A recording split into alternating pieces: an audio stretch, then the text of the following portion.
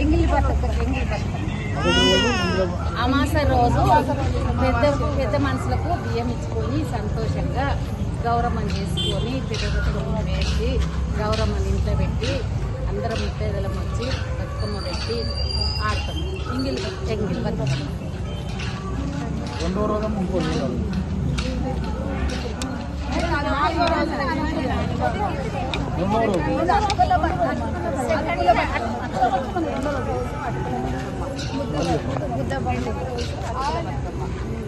ఏం చేస్తారమ్మా అట్లా అవుతామండి? అటుకులు బెల్లము పుట్నాలు నైవేద్యం తీసుకొచ్చి అమ్మవారికి పెట్టి కొంచెం బతుకమ్మ వేసిన తర్వాత అన్ని కూడా కొంచెం వేసి అందరం పంచుకొని అందరం మడని ఇక్కడనే తినేసి ఇంటికి వెళ్తాం. మూడవ రోజమ్మా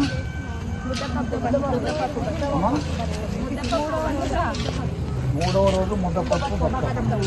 అంటే మీ కానివాకులు ఒకటో రోజు, రెండో రోజు, మూడో రోజు, ఈ రోజు నానబియ్యం బతుకమ్మ. నానబియ్యం బతుకమ్మ మంచిగా సంతోషంగా చేసుకుంటాం. థ్యాంక్ యూ అమ్మా. తొమ్మిదో రోజు ఇష్టమైన స్వీట్లు వారి వారి ఇష్టానుసారంగా తెచ్చుకొని సద్దల బతుకమ్మ అంటే అందరు కలిసి సద్దులు కట్టుకొని చెరువు దగ్గరకు పోయి చెరువు వదిలిపెట్టేసి అక్కడ తినేసి వస్తాం. ఎవరికి ఎట్లా వీలైతే అట్లా స్వీట్లు చేసుకుంటారు, మళ్ళీ చేసుకుంటారు, పులిహోరలు చేసుకుంటారు, పెరుగన్నం చేసుకుంటారు. ఒక్కొక్కరి ఇష్టం ఒక్కొక్కరు.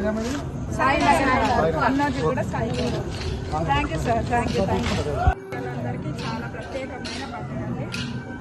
ఈరోజు నాలుగవ రోజు బతుకమ్మని నానబియ్యం బతుకమ్మ అంటారు. ఇది చాలా ప్రత్యేకమైనది. మా కాలనీలో డైలీ 9 రోజులు ఆడతామండి. పెద్ద బతుకమ్మ పెద్దగా బతుకమ్మ పెట్టుకోకపోయినా చిన్నగా మా సంతోషంగా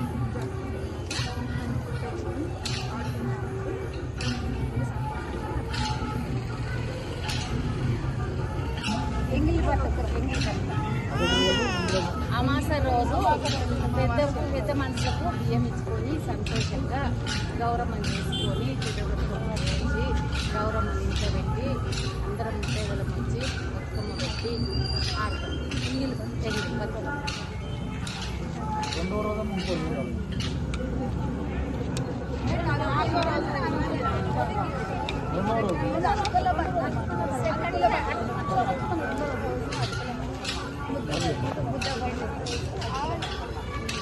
ఏం చేస్తారమ్మా అట్లా అవుతామండి?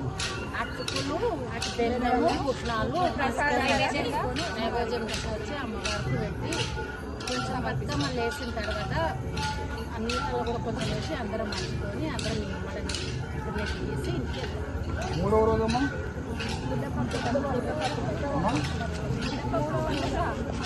మూడవ రోజు ముద్దపప్పు బతుకమ్మ. అంటే మీ కానివాకులు ఒకటో రోజు, రెండో రోజు, మూడో రోజు, ఈ రోజు నానబియ్యం బతుకమ్మ. నానబియ్యం బతుకమ్మ మంచిగా సంతోషంగా చేసుకుంటాం. థ్యాంక్ యూ అమ్మా. తొమ్మిదో రోజు ఇష్టమైన స్వీట్లు వారి వారి ఇష్టానుసారంగా తెచ్చుకొని